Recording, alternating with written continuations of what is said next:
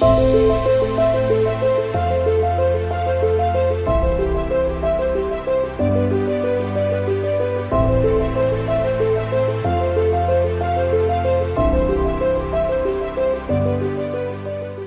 want you to lean in for one moment.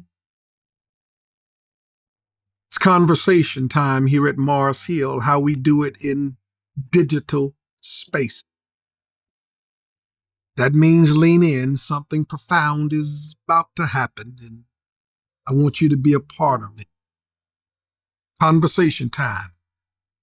Grab your Bible, notebook, get comfortable, something to write with, something to write on. Imagine that you are in my man cave. That's where I am. It's not studio now. But I'm ready to converse with you because I want you to see not just Nehemiah's story, but see you. See your family, everyone that you're connected to. Because this conversation is pivotal. It's pivotal. You're welcome, Denise. And today's conversation is how to turn opposition into opportunity as a rebuilder. And I guarantee you, so we'll walk through the entire chapter of Nehemiah 4, turning opposition into opportunity. It's football Sunday here in the United States of America, where two teams are going to face off: the Kansas City Chiefs versus the San Francisco 49ers. I want you to pay attention when you watch the game to one thing. Whenever they hand the ball to the running back, that's the one who stands behind the line with the quarterback. Walter Payton was a running back. Barry Sanders, a running back. And the greatness of a running back is not the fact of how many yards they gain in a season, though we hear about it a lot, or the yards that they gain in their career. You can tell a great running back by the yards after contact. Digital Pastors, drop that in the comment section. YAC, yards after contact. This is important because great running backs like Walter Payton and Barry Sanders and Eric Dickerson and Emmitt Smith, their greatness is not measured by how many yards they gain in a game, but how many yards they get after the first initial hit. I'm going somewhere with this. Because after the initial hit, see, the running back could fold and quit, but they don't. They could go back to the huddle and tell the quarterback, never give me the ball again, but they don't. They could motion to the sideline for the coach to come in and take them out of the game, but they don't. Matter of fact, a good running back wants the ball the next play because they understand that even in the midst of what's going on, getting hit after hit, they don't cave in, they don't crumble, they try not to fumble the ball, they keep their legs churning, they keep moving forward, they keep pressing to get to the ultimate place and the ultimate space, which is the goal line. So that led me to think, man, yards after contact. You know why most of us never rebuild from the ruins? It's because as soon as we're hit with opposition, we want to quit. As soon as we get blindsided, we want to go back to the huddle and lay down, motion to the coach, which is God, to take us out of the game because we don't want to stand the hits. But rebuilders like a good running back, we keep our legs moving. Rebuilders want the ball again. Rebuilders can take hit after hit, opposition after opposition, because they know that the initial contact is not going to take us down. No, it just makes us strong. So we have yards after contact. And often it's the yards after contact that are going to determine if you score enough. God didn't build you to get hit once with opposition and then decide to give up. I want you to keep moving. I want you to keep going. Having that relentless effort like Walter Payton to keep the legs churning, because I'm here to tell you, life is going to throw you punches. Life is going to throw jabs. Life is going to throw haymakers. You're going to get knocked down, bruised, and maybe even broken. But guess what? You were built to overcome whatever it is that comes your way. So beyond the hit, I want you to understand there is a victory that needs to be claimed. And so that's what we're talking about today, not just rebuilding, not just picking up the pieces, no, but rising stronger than before. And so I want you to catch this, that the fourth chapter of Nehemiah, it gives us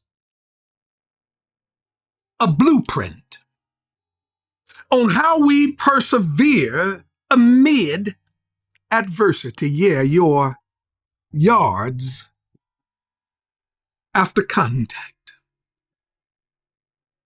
And so here it is, as we walk through the book of Nehemiah, chapter number 4.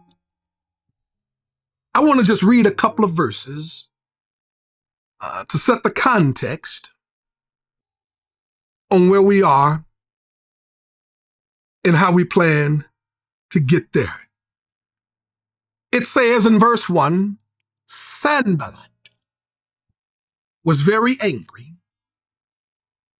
when he learned that we were rebuilding the wall.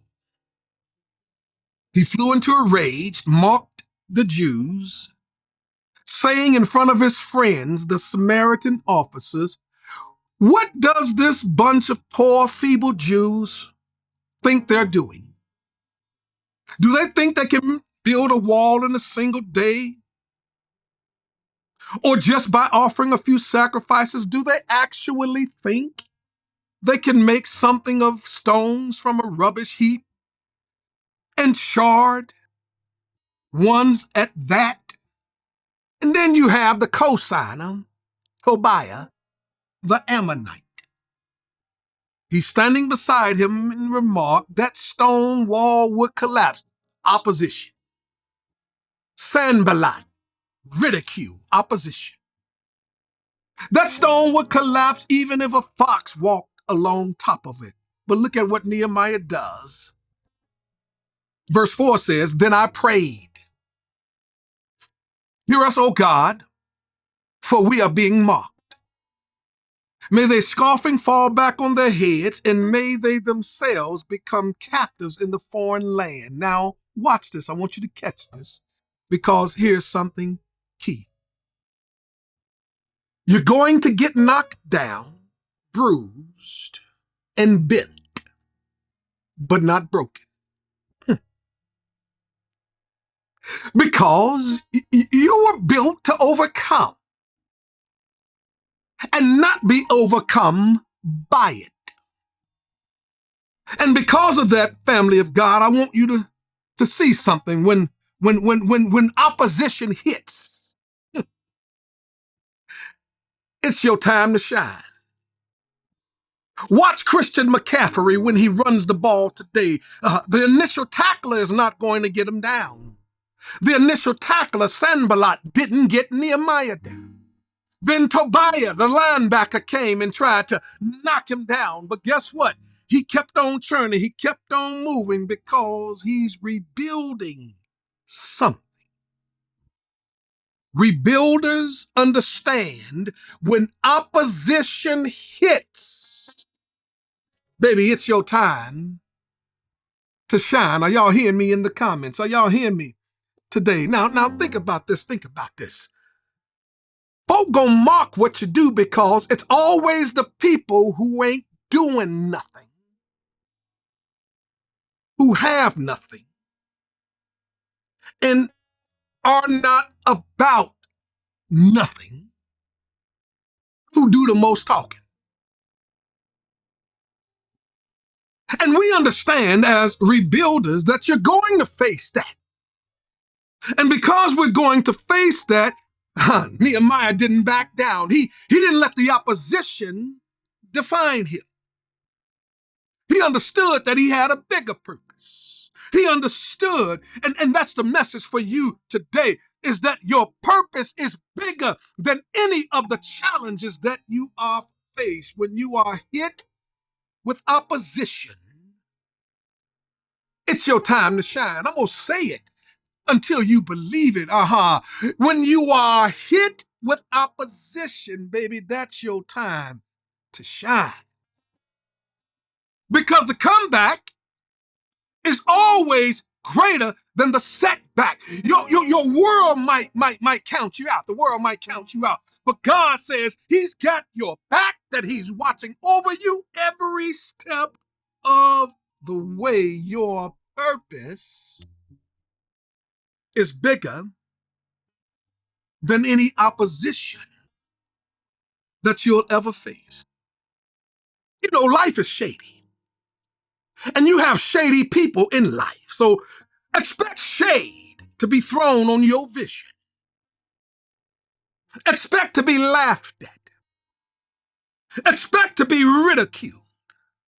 Expect to be talked about. Expect people to not understand what God has on you. Expect there to be division. Expect there to be all of this and then some. But Nehemiah has a strategy. And in verses 1 through 3, we see it quite clearly along with verse 10. He gives us some battle-tested armory to help us out in the midst of it. You didn't put your Bibles up, did you? Because it's right there in verses 1 through 3. And then I'm going to skip down and read verse number 10. Then the people of Judah began to complain. Now, you got Sanballat hit, Tobiah hit. And so now you have the safeties and the cornerbacks getting ready to hit him again. Right here in verse number 10, his own people begin to complain, like my people. The workers are tired of going to the crystal sky. The workers are tired, and there's so much rubble to be moved. We will never be able to build the wall by ourselves. So when you face opposition, you've got to deal with it head on. Nehemiah didn't sugarcoat the situation. No, he faced the opposition head on. He exposed their lies, their ridicule, their threats. And you've got to remember that sometimes the best defense is the good offense. I know you're getting ready to hit me, so a good running back tucks the shoulder and lowers and lets the hammer down on whoever coming your way. Now, believers, this ain't the time to run. This ain't the time to be afraid to get hit. This ain't the time, to be like a turtle and allow your head to go in the shell. No, you face opposition head on. Don't let negativity fester. Speak truth to power and don't be afraid to stand your ground. When you face opposition, you have to deal with it head on. But I ain't done. Look at verse 12. Man, this is some good preaching stuff. Y'all trekking with me. Verse 12. He says, verse 11, meanwhile, our enemies were saying, before they know what's happening, we will swoop down on them and kill them and end their work. Boy, just facing hit after hit. Look at verse 12. That's where I want to be. The Jews who lived near the enemy came and told us again and again. They will come, listen, family, they will come from all directions and attack us.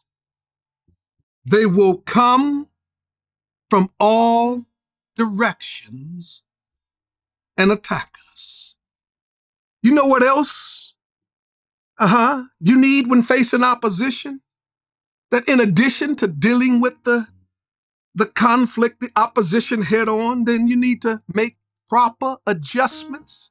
Good Lord, Junior, you preaching this thing better than they responded. Nehemiah realized, I've got to adapt. And so he reorganizes the people, placing them on guard duty and construction simultaneously at the same time. So you've got to be flexible in your approach. Sometimes you got to change your tactics to keep moving forward. Man, folk don't know what I'm going to do, you all. Is he going to write a book? Is he going to do a podcast? Is he going to preach in person? Is he going to do this thing online? You got to switch it up on these folk, you all, because when you switch it up, you can't hit a moving target. Make proper adjustments. Check this out, and I'm going to land the plane, you all. Jump on down. Look at what it says right here. So he placed guards, verse 13, armed guards behind the lowest parts of the wall and the exposed areas. He stationed people to stand guard by families armed with swords, spears, and bows. My God. Verse 14. Then as I looked over the situation, I called together the nobles and the rest of the people and said to them, don't be afraid of the enemy. Come on, you all.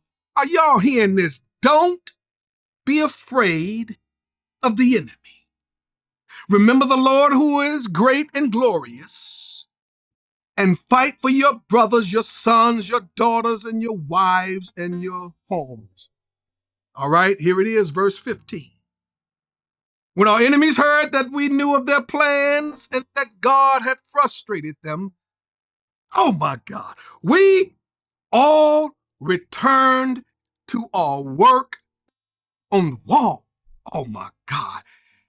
Nehemiah shows us, right here, you got to keep doing what's right. You all, you can't get beside yourself. He didn't let opposition distract him from his mission. He kept rebuilding the wall. Setbacks stop him. And you can't let opposition or setbacks stop you. Keep working on your family. Do what's right. Keep working on your finances. Do what's right. Keep working on your purpose. Get back in school. Do what's right. Keep working on the very thing that God has called you to rebuild. Remember, you don't let the noise drown out your purpose. Keep your eyes on the prize, even when the path gets. Who am I helping today? Keep going. Keep moving. I'm working on something. Ain't got time to feel sorry for myself. I'm working on something. I don't have time to give in to the ridicule. I'm working on something. I don't have time to dwell in negativity. I'm working on something. And look at the final thing that Nehemiah does. It's right here. It's in verse 20. Verse 19, he explains it to the nobles. Work is very spread out and we're widely separated from each other along the wall. Verse 20, watch this. Come on. Lean in one last time. When you hear the blast of the trumpet, rush to wherever it's sounding. Then our God will fight for us. Nehemiah knew he couldn't rebuild alone. He had to rally the troops. Motivated his people by reminding them that this is a shared vision. We've got to build this wall together. That's why one is too small of a number to do anything great. What we're doing here at Mars Hill, man, it's going to take all of us working on our section of the wall to rebuild what's in ruin. So Nehemiah gives us this strategic response to adversity. One is too small of a number to do anything great. And as I conclude this conversation, I'm going to conclude it with a question. Do you know your opposition?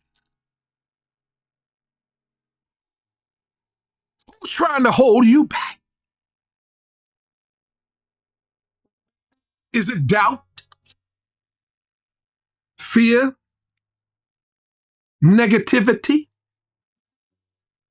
You've got to face it head on and speak truth to it. Sometimes you got to adjust your plan in order to overcome the obstacle. Don't be afraid to switch it up. Man, I tell you, boy, 2024, Lord knows. If you really tapped in to Mars Hill and you tapped in to me, you're probably thinking, what in the world is this dude on? Because writing books, podcasting, online, in person, weekly email. What is this dude on? You got to switch it up. Are they still talking about me? We still delivering people beyond the four walls of Mars Hill. My audience is not the four walls, reaching people who are far away from God. Global, baby. Stay focused. Don't let the noise distract you from staying on purpose. Keep your eyes on the prize and keep moving forward. Surround yourself with supportive people who believe in you. You already got enough opposition. It's the yards that you gain after hit after hit after hit. So every good football team, the reason these two teams are in the Super Bowl is because they have great offensive and defensive line, the big dudes who do the blocking. And you need some people who are on your line, supportive people who believe in you. Supportive people who say together we can overcome anything. Y'all lean in for this last mic drop moment. Some of you, the Lord told me to tell you this. Some of you have too many of the wrong people around you. Listen, As you grow and get more on your purpose, your choices, your vision, your goals, your values should automatically edit people out of your life because you're trying to hold on to something that's been dead for a long time. So if you're this type of person and you are of age and beyond a certain age and you got all these people in your life because something's going on with you internally, then I would be willing to suggest that you are a person with no boundary. You let anybody in to fulfill a need that a few people, your squad, the people who block for you, the people who open the holes for you so you can gain the yards, the people who believe in you, who are supportive of you, your choices, your vision, your values, and your goals should automatically edit certain people out of your life. That's right. Gotta switch it up, Dorothy. Pamela, you are on a small circle, baby. Because together you can overcome anything. Remember,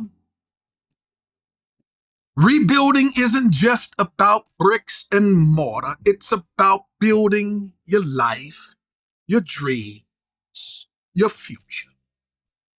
Want to let you know you got this. You were built to overcome and not to be overcome by it. Isn't that good news? When opposition hits, Pat, it's your time to shine. And I pray that you shine well. Man, were you blessed today?